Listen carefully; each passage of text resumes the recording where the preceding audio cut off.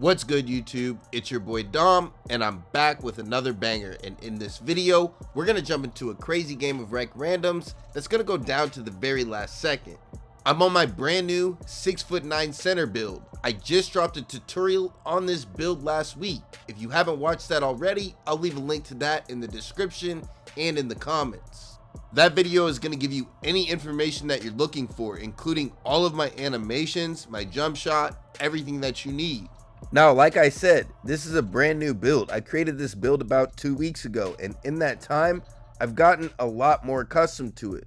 There are things that I've learned about it, and we're going to talk about that in this video a little bit. One of the most important things I've learned about this build, what it's going to come down to at the end of the day, especially if you're somebody like me who plays with rec randoms every single game, the build is only going to be good if your teammates allow it to be. You're going to have some good games and you're going to have some bad games, but at the end of the day, I'm telling you guys right now, this is one of the funnest builds that I've played on all year long.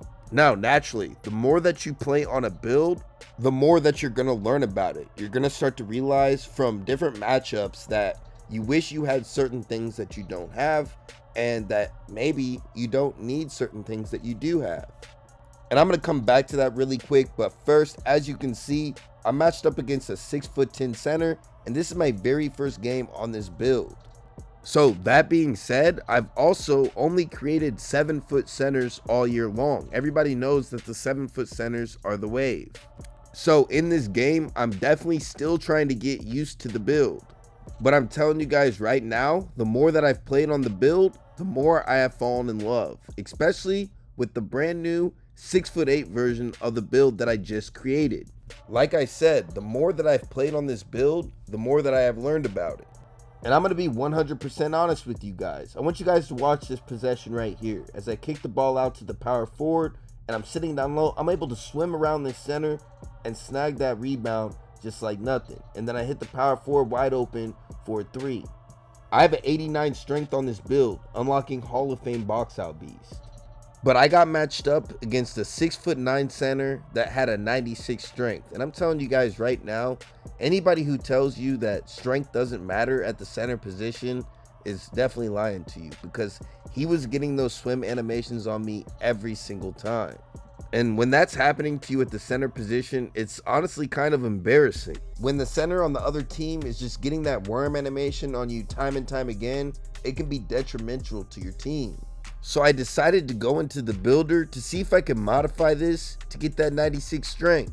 Another thing that I realized that I really wish I had on the build was that 89 driving dunk to get the 1 foot and the 2 foot moving contact dunks. And if you watched my build tutorial video, you know that this build only has a 77 interior defense to get that silver paint patroller badge, along with an 88 block, so we have gold high flying denier. And obviously, being 6'9", matched up against some of them 7-foot centers, sometimes you're going to get bullied in the paint from time to time. So I decided to play around in the builder just to see if I could modify it. And this time, I decided to go with the 6'8" instead of the 6'9".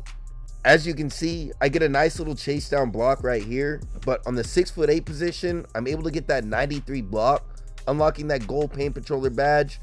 Using that tier 2 badge perk, I'm getting it on Hall of Fame right away. And in my opinion, paint patroller is a better badge than high flying denier, but I get both of them on Hall of Fame at the 6'8" position.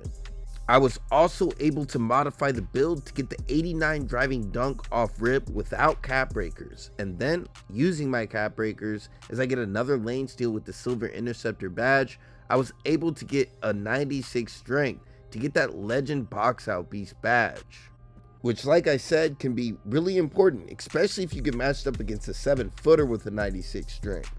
Now, obviously, I had to make some sacrifices to make this work. Adjusting that wingspan to get the 93 block, I was only able to get an 85 mid-range instead of an 89, so I get silver set shot specialist instead of gold. But I do use my tier 1 badge perk to get that badge on gold with my 6'8". And as you can see right here, using that marksman takeover and my tier 1 badge perk to get Hall of Fame set shot specialist, you already know it's buttery, man, every single time. With this build, you're able to knock it down. One of my favorite things about this build, when I snag those rebounds with that 65 speed with ball, I'm able to bring the ball up court with my speed boost and finish at the rim with that 85 driving dunk. Now, like I said, I recreated the build at the 6'8" position. On my 6'8" build, I get a 70 speed with ball, which gives me not only just bronze lightning launch, but the pro dribble style as well. So that, combined with the 89 driving dunk to get the 1 foot and the 2 foot moving contact dunks, makes it extremely easy to bring the ball up court as a center and facilitate or finish at the rim. And not only that, since I'm 6'8" with an 81 ball handle, I get some of the better dribble animations in the game, especially for the taller guards. I get the Zach LaVine step back, the Tyrese Halliburton hesitation, the Kawhi Leonard behind the back, so I'm able to cook up and create a bucket for myself, especially when I get those slow 7-foot centers matched up against me. There's gonna be times where you get scored on in the paint, but there's also gonna be times where you get stops. But on the other end, you're gonna be able to keep the center on the other team out of the paint, and you're gonna be able to create buckets for yourself from the perimeter. As you can see, I'm player of the half with 9 points, 8 rebounds, 7 assists, 5 steals, and 1 block. And like I said, this was my very first game on this build. Now, if you're interested in seeing how I recreated this build at the 6'8" position, please don't forget to hit that subscribe button and turn on those post notifications so you don't miss out. I will be dropping that video by the end of next weekend. Now, we're going to talk about this game a little bit. As you can see, we were up by 13, but the other team is starting to make a little bit of a comeback. Now, there's a couple of reasons why the other team started to come back. As you can see, the small forward is just sitting at the top of the key. As you guys know, when you play with rec randoms, things like this just tend to happen. And it's not like he wasn't getting the rock. He had the second most shots on our team. And as you can see right here, he facilitates the ball right back to me. So I don't know if he was just MIA or what was going on with him. Again, on the defensive end, the other team is realizing this and they attack the small forward for an easy backdoor cut. I was trying to do anything that I could to keep our team in the lead, finding the point guard on the backdoor cut for an easy layup. Unfortunately, that wasn't enough. At this point in the game, the center on the other team is quit. So I'm trying to play help defense, and for whatever reason, the power forward is not staying on his man, leaving him wide open in the corner for an open 3. Cutting the lead down to 7, and unfortunately, this was just the beginning of this. Like I said, I'm trying to do whatever I can to get our team an open bucket, so when I cut to the rim, I find the small forward open at the top of the key for an easy 3. Bringing the lead right back up to 10, and on this possession, I'm able to snag the rebound, and you're going to see me use that speed with ball on this possession. Once again, bring the ball up court, finding an open shot from the mid-range with that Pro 2 dribble pull-up. That's one of my favorite things to do on this build. A lot of times, the defense isn't expecting you to go to that. Now, right here on this defensive possession, we have really poor rotation, which leads to the other team getting a wide open 3 at the top of the key, cutting the lead right back down to 6. Unfortunately, the point guard on our team was just taking up some really bad shots. Luckily, our defense is able to get back and we're able to get a stop. I'm able to secure that rebound, and once again, I'm bringing the ball up court, but I see the power forward cutting to the rim with that 87 passing accuracy. Now, once again, the power forward's not guarding his man, and I'm reaching, so I'm out of position, and he gets a little step back from the mid-range. And once again, on the defensive end, the power forward's not guarding his man, and I'm trying to help, but unfortunately, he dexes me to the corner. So now I'm getting a little bit frustrated. I don't understand why the power forward stopped guarding him, and he's cooking me up. And on the other end, he's double teaming me. Then he sends the AI to guard the power forward. So I just want you guys to see that there were certain things like this that were just causing this team to make an easy comeback. You guys know how it is in the rec randoms. That's why you never give up. Right here, I try to play the lane to get a steal, and then I jump to get a contest, but they end up getting a wide open 3 to cut the lead down to 3. Of course, my team isn't able to create a bucket, so we're going into the fourth quarter with just a 3-point lead after leading this game by at least 13 points. Now, like I said, I want you guys to see some of the bad about this build as well. I only have bronze handles for days, and as you can see, I wanted to bring the ball up, but the power forward was honestly locking me up on this possession. Him guarding me made a big difference for their team this game. Whenever the AI was guarding me, I was able to create a lot more buckets, but he was playing some pretty good defense. Now, right here, as you can see, he hits me with a step back 3, but honestly, if you really pay attention, that's not my fault. I want you to watch this again on this possession right here. The power forward on our team comes up the court and he guards the center on the top of the key. And not only that, now it's a tie game. It's 51-51. Now we do get a layup on this possession, and right here I decide to blitz the power forward. He was getting on my nerves, so I decided to try to blitz him, and I'm able to get a steal, and he immediately fouls me right back.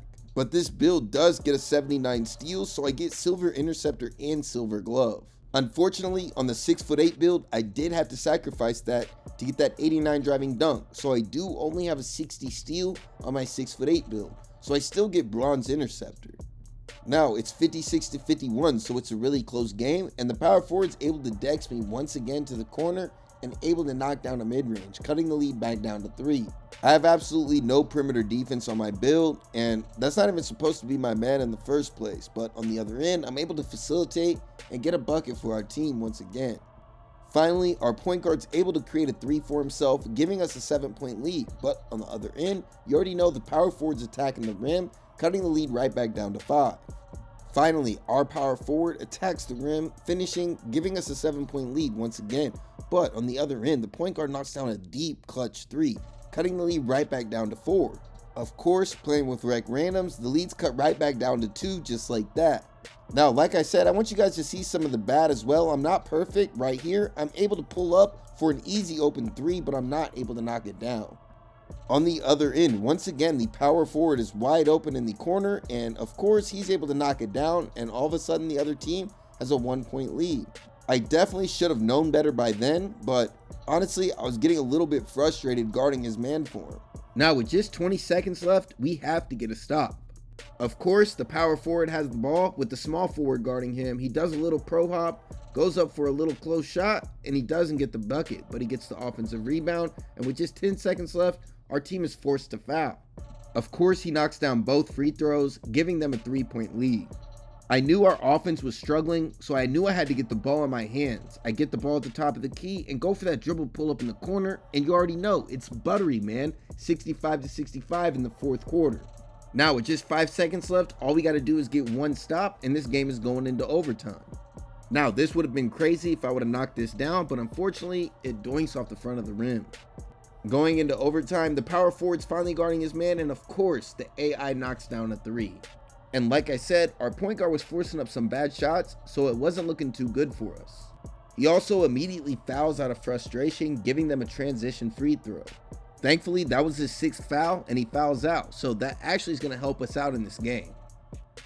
Right here, it's a 4-point game, and the power forward's trying to cook up once again, going to that mid-range fade. And unfortunately, I'm not able to secure the rebound, and this guy gets a nasty putback dunk.